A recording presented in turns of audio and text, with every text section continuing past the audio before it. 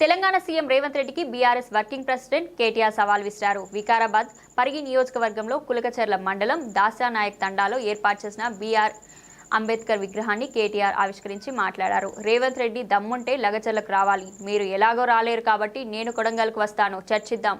హామీలు ఇచ్చి సీఎం రేవంత్ రెడ్డి మాట మార్చారు. ప్రభుత్వ అధినేతలు జూలం చేస్తే ఊరుకోవద్దు.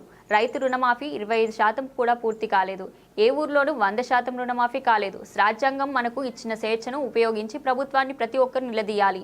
బీఆర్ఎస్ ప్రభుత్వం అప్పట్లో సమకూర్చిన 7,000 కోట్లను రైతు బంధుగా వేశారు అని కేటీఆర్ చెప్పారు. కేంద్ర బడ్జెట్పై కేటీఆర్ విమర్శలు గుప్పిస్తూ ప్రకటన చేశారు. తెలంగాణకు చిల్లి గవ్వ కూడా తెచ్చుకోలేని సీఎం రేవంత్ రెడ్డి, బీజేపీకి చెందిన కేంద్ర మంత్రులు, కాంగ్రెస్, బీజేపీలకు చెందిన ఎంపీలు తెలంగాణ సమాజానికి క్షమాపణలు చెప్పాలి.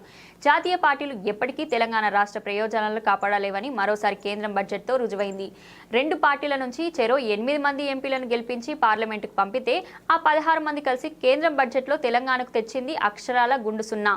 సీఎంగా ఉంటూ బీజేపీకి గులాంగిరి చేస్తున్న బడే బాయ్ చోటే బాయ్ అనుబంధంతో తెలంగాణకు నయా పైసా లాభం లేదని తేలిపోయింది. నుంచి నీకు సినిమా ఉన్నది ముంగట. నేను అంటున్నా రేవంత్ రెడ్డిని అసెంబ్లీకి రా కేసీఆర్ అంటుండు. అరే నేను రేవంత్ రెడ్డిని అడుగుతున్నా, అసెంబ్లీకి రాగాదు, నీకు దమ్ముంటే రేవంత్ రెడ్డి నువ్వు లగచర్లకు రా. నీ సంగతి ఎందుకు కొడంగల్ చెప్తాను. నువ్వు దమ్ముంటే నువ్వు రా లగచర్లకు. సెక్యూరిటీ లేకుండా రారాబోయే నేను కూడా చూస్తా. నువ్వు వస్తావా రావో నాకు తెలియదు, కానీ నేను మాత్రం పక్కా కొడంగల్కి వస్తా, తొందరలోనే వస్తా. నీకు దమ్ముంటే ఆపకు. మళ్ళా ఇట్లనే పోలీసులను అడ్డం పెట్టుకొని 4 అడుదిక్కుల పోలీసులు, ఇడిదిక్కుల పోలీసులు సంవత్సరంలో ఏం చేసిండ్రు అయ్యా అంటే, నేను లగచర్ల గిరిజనుల కోసం మహబాద్ పోయి మీటింగ్ పెడతా అంటే ఆడ పర్మిషన్ ఇయ్యాడు, మళ్ళా కోర్టుకోవాలి. రైతుల కోసం ధర్నా చేసుకుంటాం నల్లగొండల అంటే దానికి పర్మిషన్ ఇయ్యాడు, మళ్ళా కోర్టుకోవాలి.